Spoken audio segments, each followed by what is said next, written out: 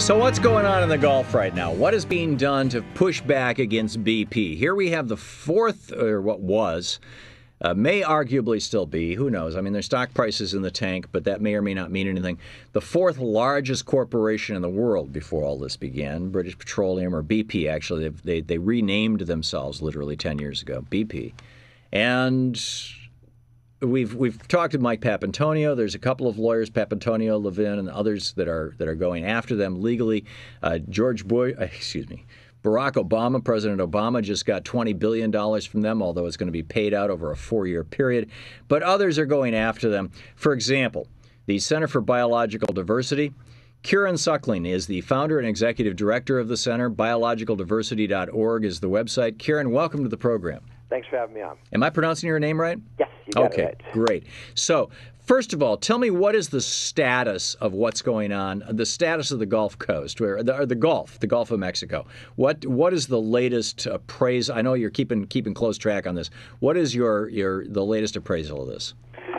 Well, the disaster is still growing. We're starting to see the oil washing up into more of the wetlands and beaches to the east, coming in toward Florida.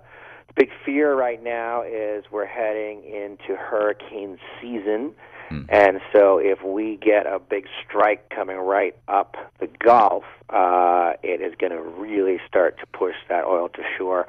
Right now, we've all been quite lucky due to the currents moving in the way they are, that there hasn't been nearly as much oil on shore as there could be. Right. But that may just be a short matter of time before that. Well, and I think a lot of that is because they put 1 million gallons of dispersant into this oil, which causes it to basically turn into salad dressing and sink down into the middle levels, where the oil is emulsified in with water, and create giant dead zones. But it's not on the surface, it's not visible, it's not easily collected. And this is just an absolute screaming, flaming disaster. It would be a felony if it was done in Europe. Yeah, that's right. In fact, the dispersants that we're using here are outlawed in Europe. Couldn't happen there. And yes, they don't break up one bit of oil. They just move it around, keep it out of sight. My group has actually filed a lawsuit against the EPA to get them to identify what is in this dispersant. Incorrect at 9,500? Yeah, exactly. Because not only are you putting just massive amounts of highly toxic chemicals into the ocean water column, but you've got thousands of relief workers out there cleaning up the oil being exposed, both in the water and in the air, because it ends up rising up to the column, to these toxic dispersants. Right. But yet there's never been a full accounting for just what is in there. Right. Is corporate BP, BP as a company in 2007, they pled guilty to a felony. This is a felon corporation. So is the felon corporation BP already, in my opinion, already responsible for negligent homicide? Are they also guilty of ecocide? Increasingly, yeah. It's looking, it's going to be some time before we really figure out the extent of what's happened out there, in part because BP has been blocking the studies that need to be done out there, in part because the dispersants have really hidden this. But there is no question that this is the greatest ecological crime, the greatest ecological disaster of our period, and all of it falls back on BP's lap. Yeah, and I would say, if it's a crime to be driving while drunk and kill somebody, or crash into a building or something, if it's a crime to be texting while you're driving and kill somebody, then it's a crime to be drilling in a half-assed way and cutting corners and using cheap materials and pushing things for when safety is not a consideration, and not using appropriate blow-up preventers preventers, and blah, blah, blah. I mean, on and on the list goes. And clearly the 11 men who died are, in my opinion, are the victims of negligent homicide, and some corporation should be, some person actually as well, should be held responsible for this. And now we've got the entire Gulf of Mexico, is this disaster. You've launched a lawsuit, and tell us about the size of that lawsuit and what should be the next steps. What needs to be done now, given that all this is happening? Well, we have filed a lawsuit against BP under the Clean Water Act, seeking to make them pay a per-barrel penalty to the federal government to be used to clean up the Gulf. Now, wait a minute. Kieran Suckling of biologicaldiversity.org, the Clean Water Act provides for a penalty of $4,300 per barrel of oil that's spilled, right? Well, that's interesting. It does, but only going back to what you just said. If we can prove that this was not just an accident, right, but in fact caused by gross negligence. If we can prove that, and I believe we will quite easily, then... but my question is, why do you have to prove it? Why isn't the EPA doing this themselves? Well, that's a really good question here. This suit should have been brought by the EPA and the Department of Justice. The Obama administration failed to bring this suit, just as it's really failed to apply pressure to BP all along.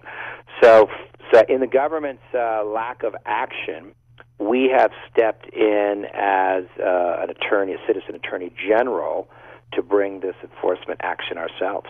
Is this at a federal level? Yeah, at the federal level. And interestingly, when the Clean Water Act was written, Congress wisely anticipated that administrations might be reluctant to put the hammer down on big corporations. So it included a provision allowing nonprofits to step in and take over the job. That's very interesting. So far, what's been, Kieran Suckling of biologicaldiversity.org, what has been the result? What has been the response to your lawsuit?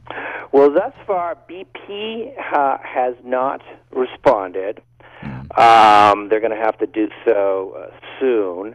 We're waiting for the feds to respond to us, and we're hoping that we would prod them into action. I think that will still happen, but they're still slow-boating this thing. I suspect their big fear right now is that they announced this $20 billion escrow account. Right. That escrow account ended up not quite being what it was advertised to be. How so? Well, in that the first assumption was they were going to put up the money, all of it up front. It ends up, actually, they're putting it out over multiple years, which makes a very big difference in terms of money available.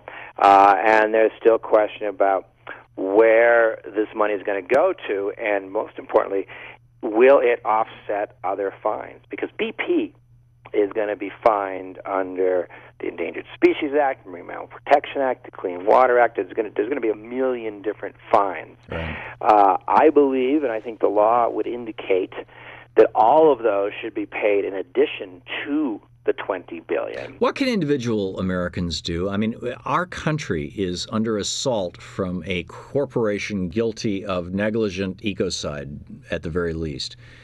Is there any, I'm assuming that if you sue, just like, when Mike Papantonio sues, you get to take a piece of the action out of that. What about the average American? Shouldn't we be doing this? I mean, shouldn't there? And not only that, what about the wildlife in the area? We have a little less than a minute left. Your thoughts on that, Kieran Suckling? Well, I have to say, unfortunately, the structure of our heavily corporate-dominated government is really set up to keep individuals from being able to take effective action, certainly from wildlife having any rights, so it's not easy. What I would suggest you do is, as individuals, hook up with local environmental groups, justice groups, and work with them to leverage your power. Great. Kieran Suckling, biologicaldiversity.org, the website. Thanks so much for being with us today. Thanks for having me on. Good talking with you.